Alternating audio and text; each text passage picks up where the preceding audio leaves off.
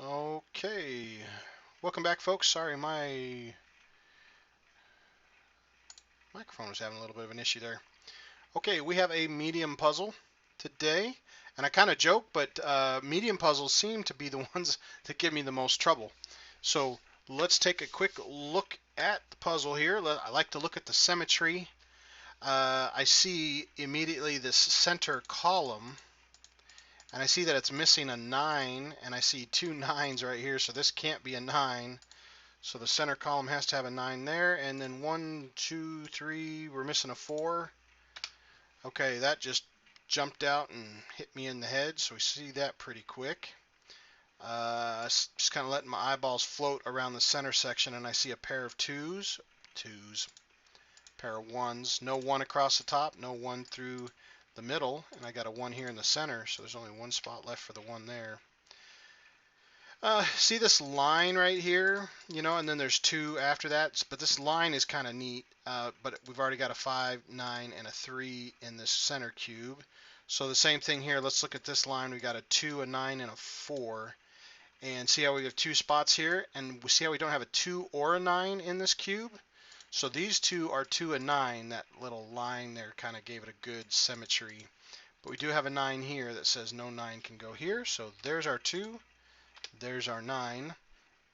Anytime you see like this, sets it up for the 2 numbers here or vice versa.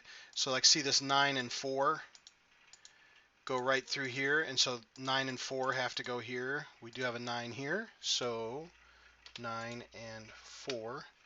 So we got 2 numbers here, and we got 2 numbers here. It looks like 1, 2, 3, 4, 5, 6. So it looks like a 7 and an 8. Alright, I'm going to go ahead and use my pencil marks a little bit here today. Now this 7 and 8 also goes horizontally in this row. Okay, we got 2 numbers here. What do we got? A 3 and a 7. And we do have a helpful 3 right there. So there's our 3. There's our 7. That's very fitting to help keep this 7 and 8. Because if that was a 7, that would help to solve that, but it's not. So now we have 2 numbers missing in this row. 1, 2, 3. We need a 4, 5, and we need a 6. Okay, so we need a 4 and a 6, and we do have a helpful 6 there. So we have a 4 and a 6. There we go. All right. Okay. So I'm just kind of looking in this cube. I know we need a 7 and an 8, and then we need a 2.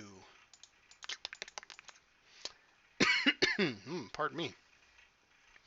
Okay, so let's hop over to pairs. Let's start looking at for some pairs, because I notice a pair of 9s and a pair of 9s, and they all intersect up here in this upper left cube. So no 9 across the top, no 9 through the middle, no 9 through the center, no 9 through the right. So the only spot left for a 9 is there. We've got a 9 in the right, 9 in the left for this bottom right cube. Just doing that symmetry. 9 in the top, 9 in the bottom. So the only place left for the 9 in this cube is in the middle, and that takes care of all of our 9s for the puzzle. Okay, so you see this, we have a row right here that's helpful, and we have a row right here that is helpful. So we got a 1, 4, and a 9, which we already have in this cube. We do have an 8 that goes through here. Doesn't help us just yet. See, we have a row here and a row here. We've got a 1 that goes through the left, so we know that one of these is our 1. Okay, 2's not very helpful at the moment. 3, 4. Okay, so we do have a 5 here that comes up the right side, so we know a 5 has to be one of these two. We have a 6. No help on the 7, 8, or 9. Okay, so let's see what else we have that can help us out. Just looking for some pairs, looking for some pairs. Okay, I'm seeing a lot of pairs. Okay, this column only has 3 numbers left, so let's look at what we need. 1, 2, 3, 4. We need a 5. Now the 5 can't be here because of this 5. So we know that in this column, one of these two is our 5. We need a 6. Now a 6 can be any 3 of those, so I'm not going to mark it just yet. We have a 7. And 8s are not helping us out at all. We need an 8, and then we have a 9. Okay, so let's see what we're doing here. Let's look in this column. I know I'm kind of just letting my mind wander. I try different techniques different times because there's not always one particular method that works here. So we got our 1. I need a 2, and that can be anywhere. We've already established 2s and 8s are not being very easy for us. 3, 4, 5, 6. Okay, now I need a 7 in this right lane, and it can't be down here. So that actually does something, folks, that I like to call a double lock.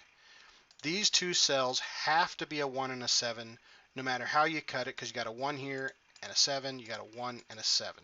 So that tells me that the 2 that I'm missing has to be in one of these two, just because these two are now locked and cannot be anything else.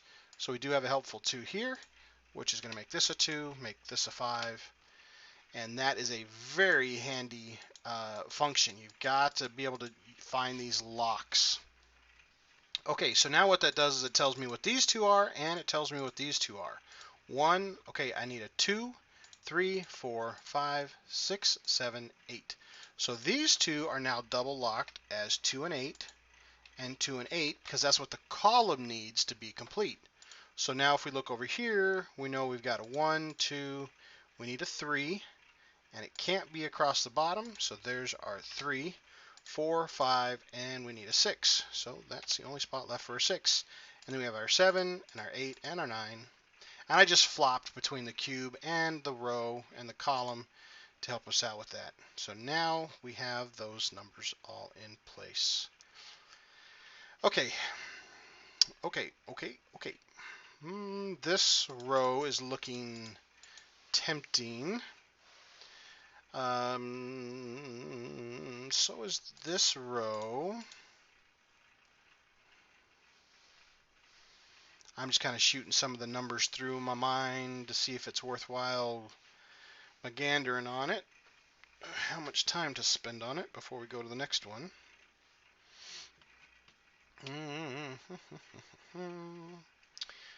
Okay, and the other thing I do is sometimes I try not to put too many numbers in, but when I get to a certain spot, I need to start putting some more numbers in. Okay, so let's look at this cube because I know I've got a couple numbers that are already paired in. So I've got like these pair of 4s, 4 through the left, 4 through the right, and 4 across the top. So I know that my 4 has to be one of these guys. I have a 5 and a 5. This is a ghost row. So this can't be a 5 also because of this 5. So I know my 5s have to be up here. Okay. I've got a pair of 2s. And so 2 has to be, normally I don't like to mark them if it's got more than 2, but I'm going to do it just for giggles. Let's see here, I have a pair of 1s, so I know my 1 has to be out here. What else do we have pairs of? Okay, I have 2 3s this way through the middle and the bottom, and then I have a 3 down the left. So just kind of combine the horizontal and the verticals. What else we got? What else we got?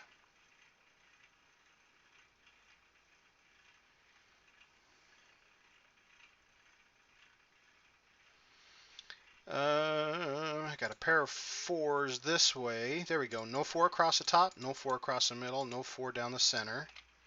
So that has to be a 4. Now I have a left 4 and a center 4 and a top 4. So our 4 has to go here. Now that kind of helps us. One of these two were going to be 4. Well, it has to be this one now. We just kind of work our way around and around. Hey, look at this 5. Where did that one come from? I totally missed it. See, I put 2 5s here. So you can't have a 5 through the center, can't have the 5 through the middle, and you can't have a 5 in the bottom. So, aha! I missed it. There we go. Did you guys catch it? Did you catch my boo-boo? Okay, all right. We just went round and round for the 4s. Those kind of nice and fell out there for us.